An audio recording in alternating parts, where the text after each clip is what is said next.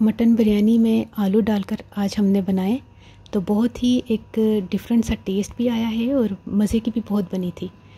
तो देखते हैं कि ये रेसिपी हमने बनाई किस तरह थी। चलिए स्टार्ट करते हैं।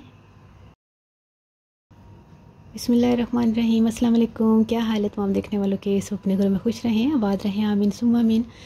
आज हम मटन आलू बिरयानी बना रहे हैं, जिसके लिए मैं बाकी की चीज़ें आपको बाद में बताऊंगी, ये सारे मसाले वगैरह। पहले मैं आलू को बता दूं कि 4 अदद मैंने आलू बड़े साइज़ में काट लिए हैं, यानी कि एक आलू का मैंने 2 साइज़ मतलब दरमियान में काट लिया था। इसमें थोड़ा सा फूड कलर ज़र्दा रंग डाला मैंने और थोड़ा सा नमक डाल के इसको हम गला लेते हैं। ये देखिए, थोड़ा सा मैंने नमक डाला और इसको अलग से बॉईल कर लेते हैं जब तक ये प्रॉपर गल ना जाए। बाकी की चीज़ें मैं आपको बाद में बताऊंगी। आधा किलो मैंने मटन लिया है, इसको एक पानी मैंने बॉईल कर लिया था, एक पानी बॉईल करके मैंने पानी फेंक दिया था। 2 बड़े साइज़ के प्याज से फ्राई करके मैंने निकाल लिया है। यह वही ऑयल है जो हमने फ्राई करते हुए प्याज को इस्तेमाल किया था। यह 3-4 कप ऑयल है। 1 खाने का चम्मच लाल मिर्च पिसी हुई, 3 खाने के चम्मच लहसुन अदरक का पेस्ट, तकरीबन 1 कप के करीब हम दही लेंगे और 1 टमाटर, 2 लीमू, 1 दालचीनी करिए, 1 बड़ी इलायची, 1 खाने का चम्मच सूखा धनिया पिसा हुआ, 3 से 4 लौंग, नमक अपने टेस्ट के हिसाब से ले लीजिएगा, 4-5 छोटी इलायची, 1 बादियान का फूल, 2 दालचीनी, ये जायफल जवित्री है। बाकी काली मिर्च ½ टी स्पून ये साबुत जाएंगी और ये जो जायफल जवित्री है इसको हम पीसेंगे। ये देखिए, पीस कर मैं लेकर आ गई। अब स्टार्ट करते हैं। सबसे पहले ऑयल डाला और इस पर फ्राई किया हुआ प्याज।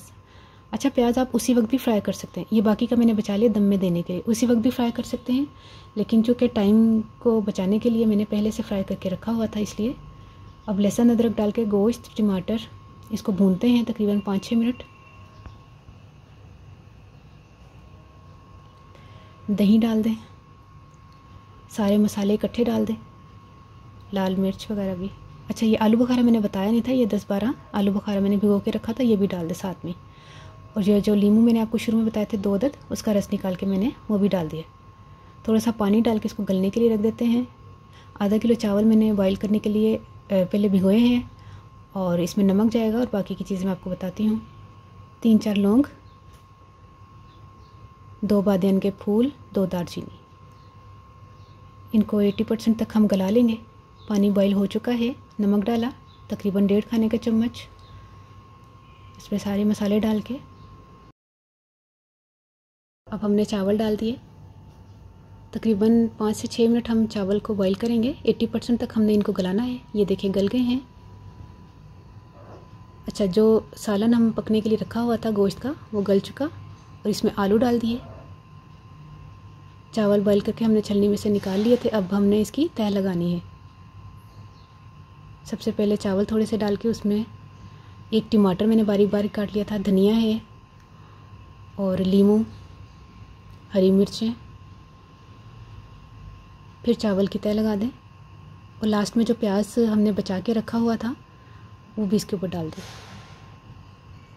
1 खाने का चम्मच केवड़ा वाटर में थोड़ा सा ज़र्दा रंग डाल के वो मेरे रखा हुआ था वो भी डाल दें। अब इसको तकरीबन हम 15 मिनट का दम देंगे। मीडियम फ्लेम पर रखें, थोड़ी देर के बाद स्लो कर दीजिएगा। ये देखिए, दम आ चुका है। ज़बरदस्त मटन आलू बिरयानी तैयार है। इतनी ज़बरदस्त खुशबू आ रही है।